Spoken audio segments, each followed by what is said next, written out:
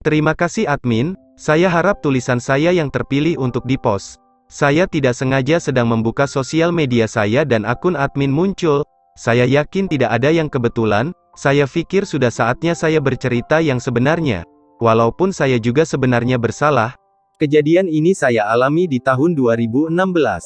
Waktu itu saya baru lulus kuliah, dan langsung bekerja di salah satu perusahaan besar.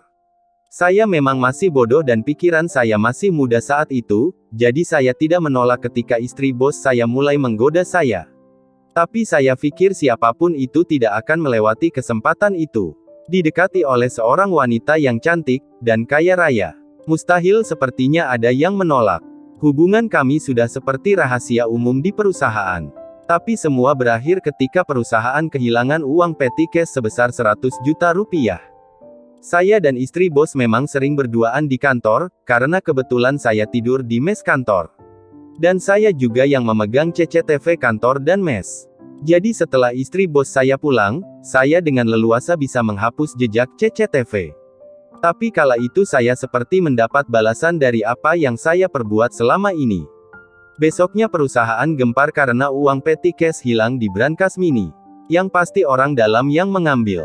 Kenapa? Karena tidak ada tanda paksaan masuk ke kantor dari luar.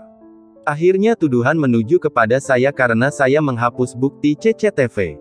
Karena kebetulan saat kejadian kehilangan uang, saya dengan bos saya habis berduaan di kantor.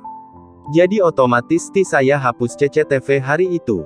Saya dipaksa mengaku oleh istri bos saya waktu itu, karena khawatir hubungan kita terendus oleh suaminya yaitu bos besar saya. Dan akhirnya saya dipenjara selama 2 tahun. Saya dipenjara selama 2 tahun dengan hukuman maksimal untuk penggelapan, saya akhirnya bisa keluar karena dapat asimilasi corona. Selama di dalam penjara saya heran dan bingung sebenarnya siapa yang mencuri uang itu. Apakah mungkin karyawan lain yang mengetahui saya dan istri bos mempunyai hubungan spesial dan suka diam di mes kantor? Tapi hampir semua karyawan tahu dan saya bingung harus menuduh siapa. Apa mungkin istri bos saya? Dia menjebak saya ke dalam permainannya. Karena jujur saya bisa masuk penjara karena saya disuruh mengaku oleh dia. Dia berjanji akan menengok saya, tapi selama 2 tahun dia tidak pernah memperlihatkan batang hidungnya sekalipun. Apa mungkin bos besar saya sendiri yang melakukannya? Mungkin bos besar mengetahui hubungan saya dengan istrinya. Jadi dia menjebak saya. Karena aneh sekali. Bos besar seperti mengalami kerugian puluhan miliar. Bahkan katanya dia membayar jaksa agar hukuman saya sangat berat. Tapi saya sudah ikhlas. Waktu di dalam penjara saya selalu berpikir untuk balas dendam kepada istri bos saya ketika sudah keluar nanti. Tapi dengan berjalannya seiring waktu saya mulai legowo, toh saya juga salah karena telah berselingkuh dengan istri orang. Saya anggap ini adalah hukuman saya. Dan saya harap saya bisa menjadi orang yang baru apabila saya ikhlas. Pelajaran hidup ini tidak akan pernah saya lupakan sebelumnya. Sebenarnya saya ingin sekali koar atau mengumumkan bahwa saya tidak salah, tapi sepertinya akan percuma.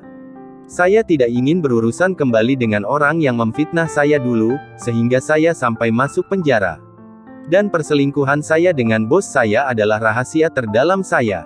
Saya sampai rela dituduh mencuri daripada ketahuan selingkuh.